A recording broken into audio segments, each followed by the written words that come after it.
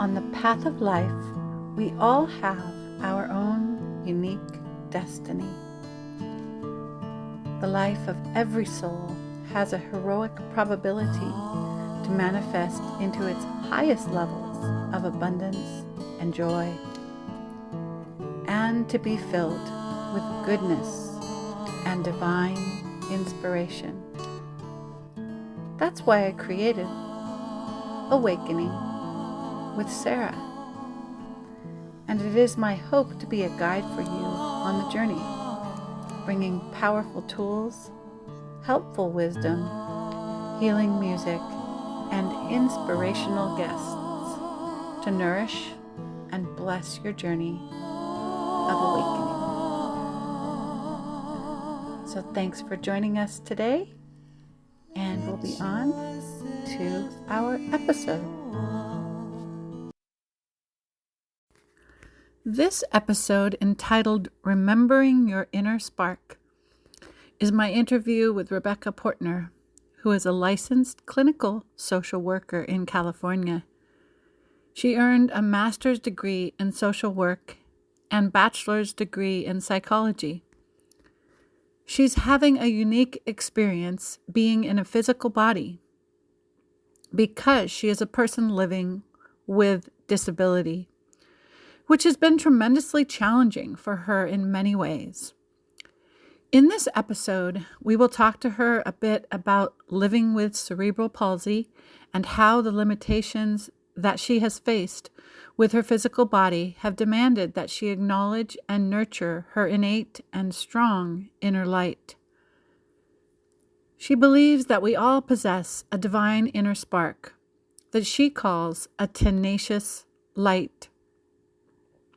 She enthusiastically advocates that that spark within is everlasting, but can burn brighter by us each becoming aware of and affirming with gratitude the smallest things that often go unnoticed in our daily lives, such as breathing, shelter, nature,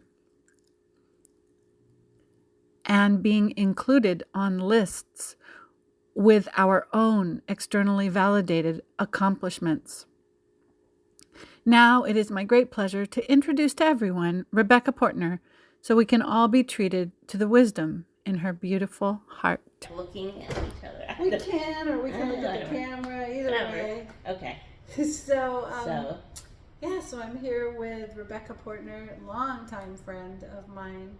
I think, we probably met in probably 1987, maybe 87. I think, maybe 87, 88. 88? Yeah. And so the topic that I want to discuss with Becca, and we're just going to talk back and forth, is, about having a disability and, and moving through life with this disability and a noticeable one. A noticeable disability, yes. There we go. Yeah, exactly.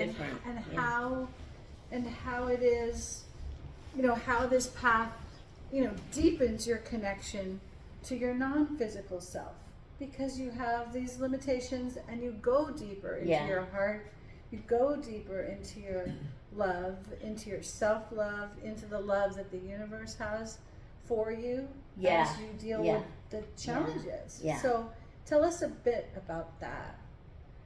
That's a lot. That's a lot. But in general, I think, especially since my mobility has changed a bit, I used to walk. I don't walk right now, and I have more pain and things. I've always been really connected to spirit, but I've had to go deeper, and literally I'm asking for help all the time with any type of movement. And my whole, I've always had this what is it? Words again. Just mentality of the little things are the big things. Yeah. The little things are the big things. Are the big things. Yeah. And when we can acknowledge any little thing that's going well, and then try to sit with the feelings that are not. I mean, I've learned to kind of block things out at this point. Yeah. You know, Yeah. so I'm kind of finding my way back to sitting with. I mean, and that's not, it's not a pun. It's sitting with the feelings. Sitting with the feelings. With Yeah. whatever, because now with social media and all these different things, it's so easy just to distract. To distract. Yeah, and there's check a out. million Check ways out, to distract and check out. So but I imagine, and even if you're not doing social media that much, when you have a physical body that can just move and go and stuff, yeah, and so that's why I was saying when I could move better, yeah, it was different, but now it's like, I was always thinking, even back then, I was, well, I guess maybe not so much, but right now I'm like, when this whole thing first started 4 years ago, the change and movement, I'm like, this is all I'm doing is thinking about my body. Yeah. It's like, please, And so, but when I was doing that, I was always asking, okay, God, help me with this, and I really need to balance myself. I really need help in this area, just any little thing. Mm-hmm. But I think I've always had that sort of way of being, of appreciation. But then again, on the other hand, I can get really frustrated. I'm like, okay, I want to be done. Of course. I've always had this. I mean, I know. That's very human. Yeah, the whole thing about I know for sure that I've had past lives.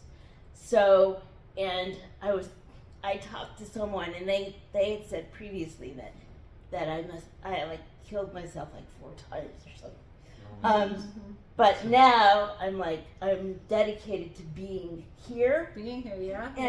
And honestly, I think that's why I was brought into this body, so I could feel physically the earthliness of it, and just learn how to accept it, manage it. And, I was thinking. I mean, I've thought about that. I thought about that a long time ago, but that's what I think. That's my ultimate thesis, is that, yeah, I'm just here to work in the body well, I'm Jewish, and we have this idea that spiritualizing matters. So bringing the spiritual into the practical physical. Yeah. So there's no no mistake. No mistake. No Well, mistake. yeah, and then it's like knowing you. It's like a compassion, like a really deep and loving compassion that you have, because you know the feeling of limitation. You know the feeling of frustration. Yeah. And so that when you work with a client, Yeah. because Becca's a licensed social worker, and when you work with a client, you can go to those places with them. Yeah, You can meet them. Yeah, in some right dark now places. I'm trying to figure out exactly how I can get back into that, because, but yeah, you're right. I mean, I did when I was working in this one job, and when I was getting my hours even, but specifically most recently, I think it was in 19, I had this woman who used a chair, and I was in a chair, right? Right. And she said something like, "You're the first therapist I've been able to open up to in a really long time." Oh. I'm like, wow. Yeah. And another one I mean, I have the ability to connect with certain people. You know, I mean, there are other qualities of people that are harder, and I tend to want to do individuals because of I can't like focus on a big picture and follow everybody. Right. Like a group is Yeah, harder. but what I know I can do, I do very well. I do very well. So I would like to hopefully be able to do that again. It's challenging. I mean, but I'm almost there. I'm almost there. So. Yeah, and one question that I was wanting to ask you that just kept coming up is like, because in our early years, like at Cal State Northridge, and I remember you talking about laying back in this swimming pool, laying back in the water, and freedom, feeling that so supported, right? And that feeling of freedom, and it was such a peak state. I remember when you told me about that. It's like indelible. Can you remind me of that experience? What was that experience like? Well, it's changed a little now, but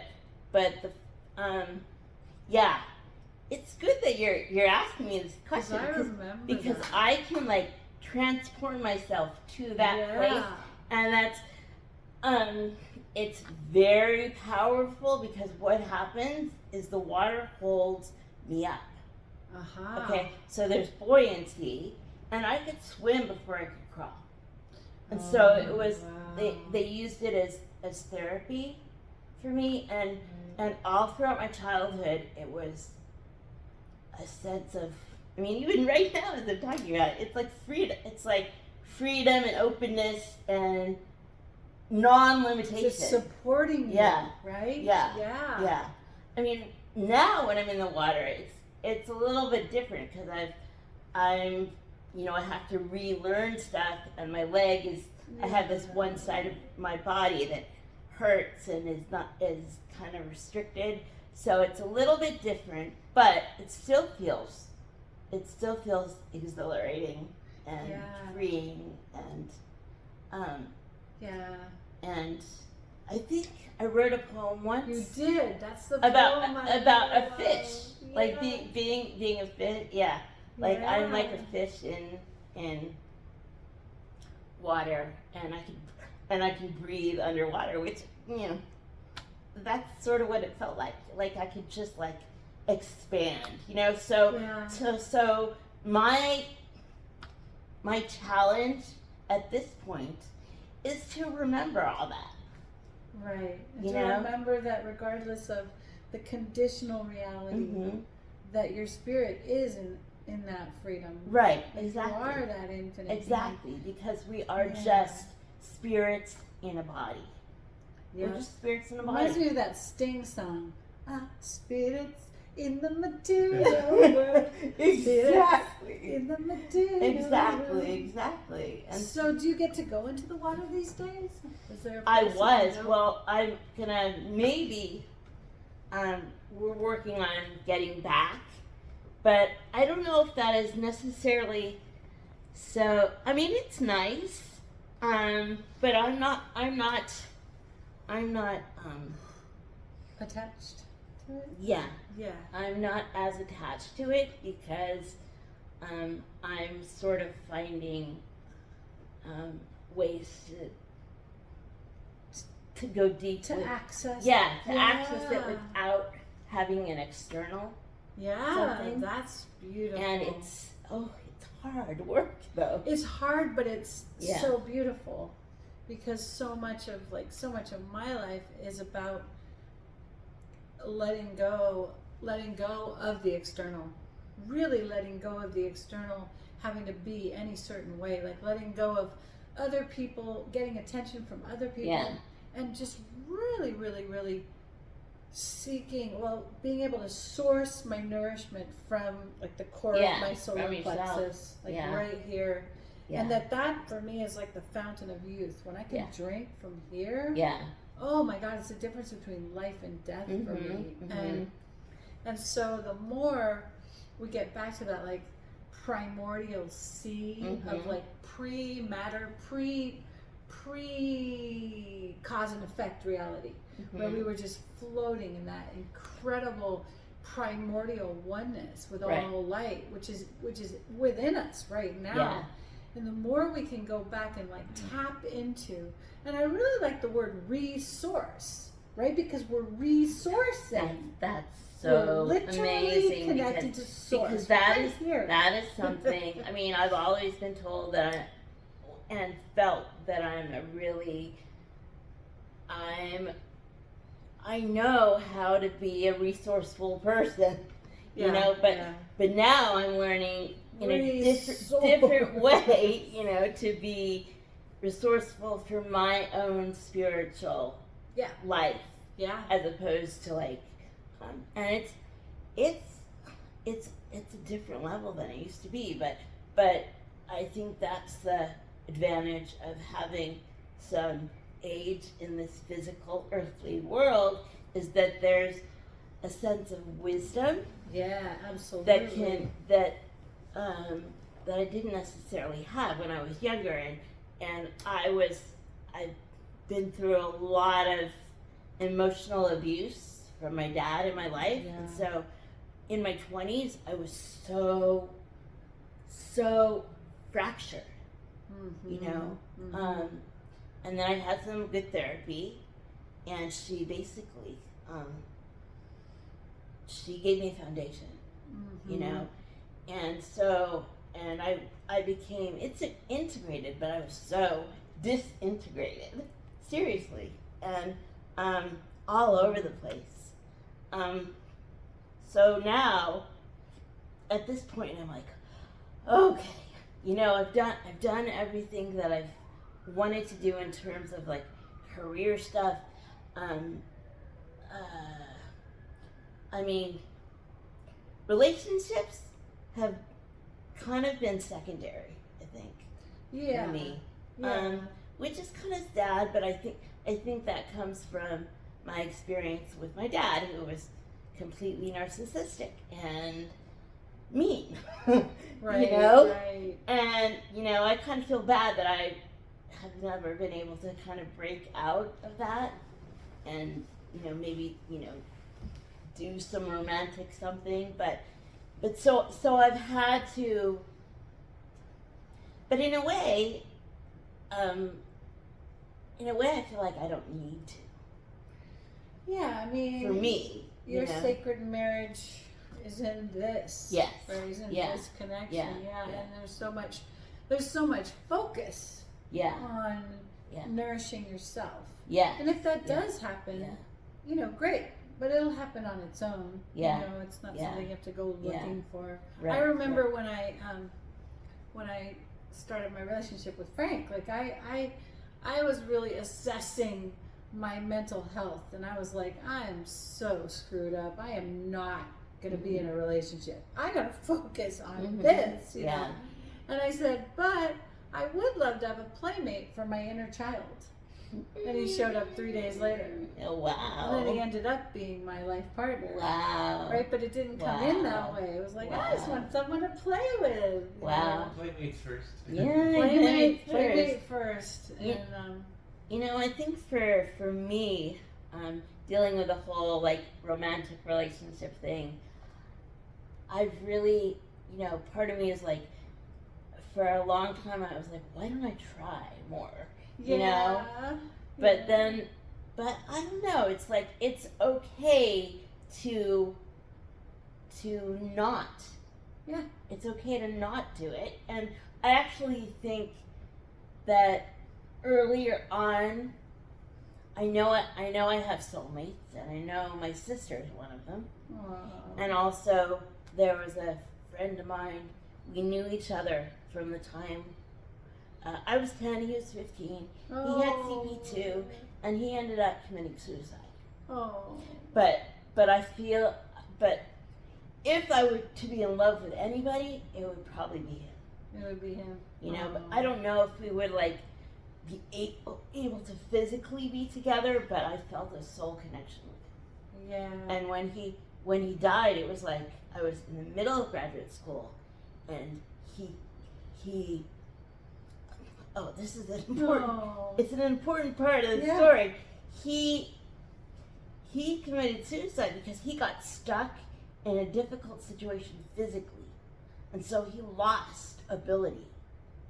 And he couldn't handle it. You couldn't handle it. He couldn't handle it. Mhm. So here I am Here you are. in this situation. And I think about Peter all the time. You know, Maybe he's sending you Yeah. courage. yeah. Or he's reminding Well, you I of the think courage. my belief is that people, souls, energy on the other side grows. You know, they learn things. Yeah. Okay, so I think, he actually just came to me during the Jewish holidays, and there are times where we say things for people who have passed away, and my mom actually told me that he had died at the Day of Atonement time. Oh wow. So so I don't know exactly when he died, but I know that when he died, his energy was with me for a whole week. Wow. I mean, so I'm like, wow, and then I finally had to say, Peter, you have to go. You're freaking me out. You're freaking me out. Get on now. Get along to your next destination. But he literally, he recently came to me in this situation, and he was saying, I don't remember exactly what he said, but in terms of, I remember feeling like when he died, it gave me a bigger sense of needing to stay.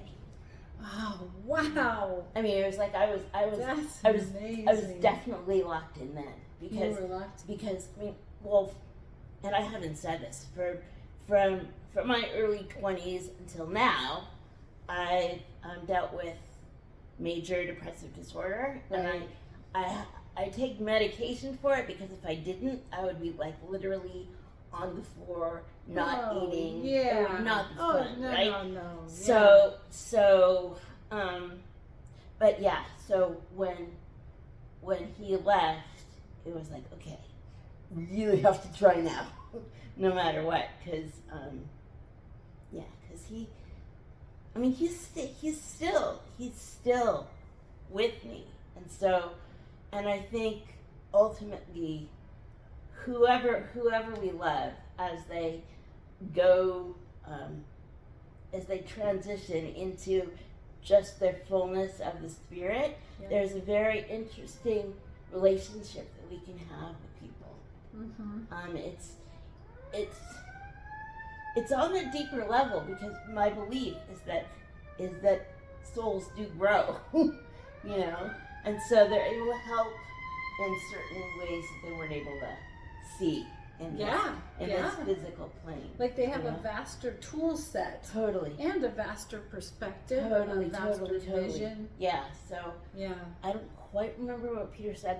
He was like, I think he said, I had to leave, but just keep going. Just keep going. Wow. Just keep going. Yeah. That's amazing. Yeah, or something like that. And then my aunt, my dad's sister.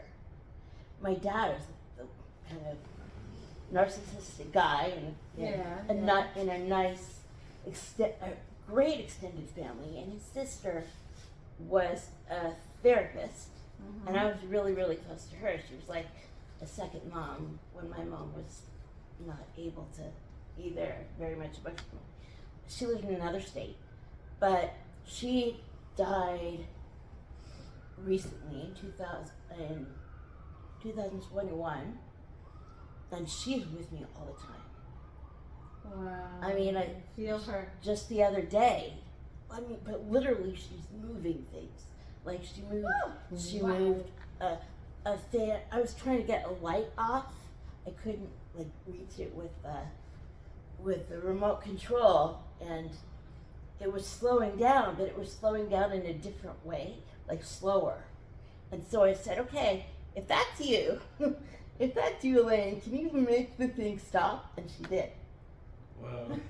It did. It did. I love it. And when I was having trouble with, since I get more help now, I was having trouble, and I was kind of hurt by something that this person said. Oh. And it was before we had figured out, communication wise and everything, and what she said.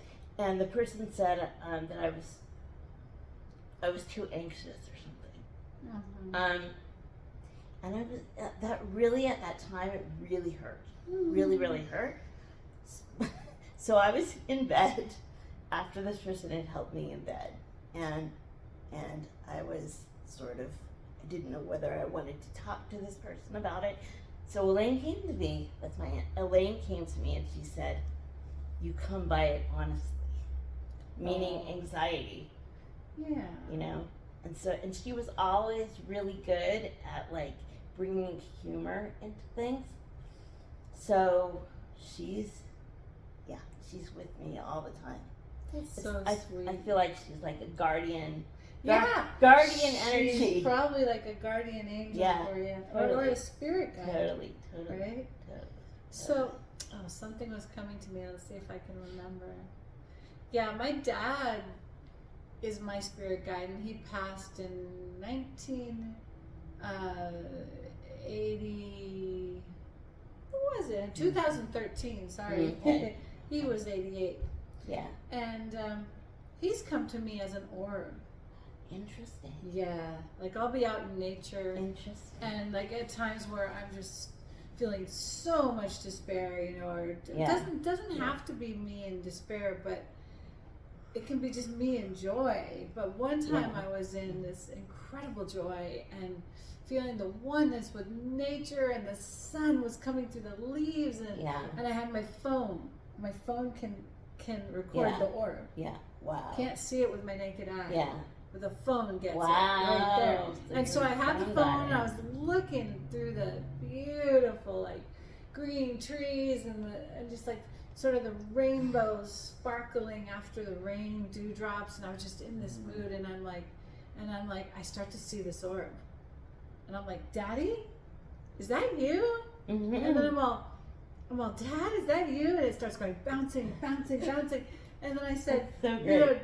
Dad, can you move? Can you go to the other side? And he goes over to the other side, and he's just dancing and sparkling, and he stayed with me for a long time. Yeah. That day. And then another time when I was in real despair and I was just reaching out from the depths of my core, he came again. I totally believe that. Yeah. It was really, really cool. I was like, oh my God. I made a video. I'll send it to you. What I do too is I just naturally like attribute something in nature to that person. Like Elaine, my aunt, is butterflies. I was just hearing butterflies. I don't know. Yes, but she's butterflies. And I went to a former coworker's birthday. She just turned 80, but I think I've talked to you about Juanita. She's 25 years older than me, but our personalities are so similar. Oh. And in her decorations, she had her daughter had me put like foil butterflies on the balloons, and she had butterfly flower centerpieces, and I'm like, wow, Elaine's here. A lot of Elaine all over the place. Yeah. So switching gears just for a second, because we're going to need to go soon. Yeah. But I wanted to ask, like, what would, I mean, it's kind of cheesy, but what words of strength and encouragement, like, would you give, to those really struggling with a disability, with a measurable disability? Like, well, I don't think it has to necessarily be with a disability. I think because people because I think, because I have something physical, people like focus on that. Yeah, it's difficult. But I would say I do have a blog. I haven't written on it very long. You about your blog. Yeah, but I can give that. I want you to write more. I need to write more. But my I don't know if it's advice, but my way of living is basically, no matter how low you get, first of all, appreciate everything. Oh, Any little thing. Like everything. when I've been, there was times when I've been really depressed, and all I could do was lay in bed, and and breathing, and I had to say to myself, breathing is enough. Breathing is enough. Wow, it takes you back to basics, doesn't it? Total basics. I mean, even more than this. Breathing is I'm enough right now because I'm breathing. I'm enough right now. And that's because, and that's what I need to do. And then also my blog is tenaciouslight.com. Yeah, tenaciouslight.com. I'll have that in the show notes. Yes, and so that whole philosophy is, again, no matter how low we go, we all have this spark within ourselves, because ultimately we are spirits in a body. Yep. So no matter if we feel it or not, it's there. It's there. The divineness, divinity, that word. The divinity is in all of us. And what is important to do, and I'm still working on it. I mean, I think it's a lifelong thing. Yeah. If you're sort of this way, is just to remember that that's the true source. It's not what is external. Right. And as long as we're focused on internally improving ourselves and trying to, dealing with this society and productivity versus, because that's what's seen by everybody. Absolutely. Completely. Right. Like external achievement. Like what have you achieved? What are you doing? How many people know you? How many likes do you have on Facebook? How many followers do you have on Instagram? And right? So it's taken a long time to and I haven't completely let go of that, but it's I think that's the advice. It's just, we are all spirits, and to just, I mean, it's really cheesy, but it totally works. It's more than just keep going. It's more like that we have. Well, my philosophy is that we have this light inside us, like I said, and we just need to remember that even if we don't feel it, it's there. Yeah. And that people who we love, who've passed away, or even our friends, it's like we have, like you've talked about, we have like a soul group, and they're people that you just meet, that you connect with, and it's really important to have, or at least connect. And not even on some level. Like being in the physical is awesome, but I mean, even just talking on the phone. Yeah, no, just knowing that you matter to someone. Definitely, it doesn't matter. It doesn't have to be physically with, because obviously that's harder for me now. It's just reaching. But we're here right now. Reaching out to reaching out to somebody else's spirit and connecting. And everybody can do it, and I think everybody has the light. I mean, we all do, because that's what I think God gave us. Mm-hmm. We all have this spark. Yeah. So I think there's hope for everyone, no matter what you feel. So it's just taking the little things and building on it. It doesn't have to be this grand. I love it. Thank you, Becca. Yeah, we might. We'll probably continue this on Zoom. But we did do a half hour, and so it's so beautiful to remember that just the act of appreciating something is your light shining. Right, exactly. You're literally like turning on that flame. That's exactly when you right. say, "I love my friend Becca." Yeah. Right? Or I love that flower right now. Yeah. Or I appreciate the sun, or just gratitude for what already is. right? If we know because we know Right. you and me are in the Exactly. same core soul group. Yeah. Frank is too. Yeah. We got 3 people Yeah. in our core soul group right here. We just talked to Melinda and Tim Yeah, right. on Zoom They're or great on too, Google Meet. Yeah. So it's like this, like, to know that there are Oh my all these people that love us, Yeah. that we're connected to. Yeah. We're already in this Yeah. family of light. And when we're feeling sad, we can be like, oh, okay, family of light, I know we're connected. I know we're connected. And I know the reunion and the celebration is just like a thought away. Mm-hmm. Right? We can just access Yeah. that place where we're home. Yeah. In the soul world, because there's only a part of us that's here Yeah. in the physical body. Yeah. So we just go back and go, okay, guys, I need a big group snuggle, huggle, buggle right now. Yeah. Can we like feast in the together and know that we're not alone? Yeah. Right? Exactly. So beautiful. Yeah, and this was really special with Melinda because she definitely is there. Yeah, we met. Becca and I met. That's a story. Let's see that. So you were at Santa Cruz. God, with your wheelchair on the nature trails, and I mean, she was like at Santa Cruz. I had a manual chair at that point. She had a manual chair. Anyway, she met Melinda. Yeah. And I met Melinda. That was like 1987. I was in Santa Cruz in 1989. 89. So and I met Melinda in Portland in 2000. And then we found out, we saw that blue card with the poem. I don't know if it's Emerson. It was an Emerson poem with a rainbow. Okay. And I saw that card and I said, that's Rebecca's favorite card. And she said, Rebecca?